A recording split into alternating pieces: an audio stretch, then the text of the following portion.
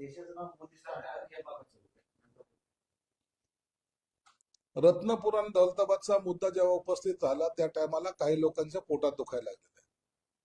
मुळामध्ये औरंगजेब या क्रूर राजाने मग धाराशीचं नाव उस्मानाबाद, संभाजीनगर खडकी त्या काळातलं त्याला औरंगाबाद, देवगिरी प्रांताला दौलताबाद, रत्नपूरला खुलताबाद, हे सगळे बाद जे आले हे औरंगजेबाची जेव्हा इकडे आक्रमण झालं त्या टायमाला केलेली ही नाव बदल झालेला आहे.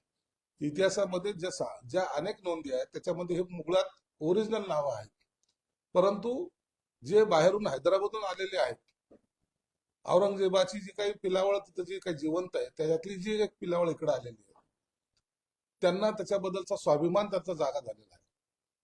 आणि इथं येऊन आमच्या लोकांना बाप बदलण्याची भाषा जे करतायत, बाप बदलायची सवय त्यांना लागलेली आहे. हैदराबादचा बाप इथं येऊन त्यांच्या उरावर बसलेला आहे आणि म्हणून हे बाप बदलण्याचं काम त्यांना चांगलं जमतंय.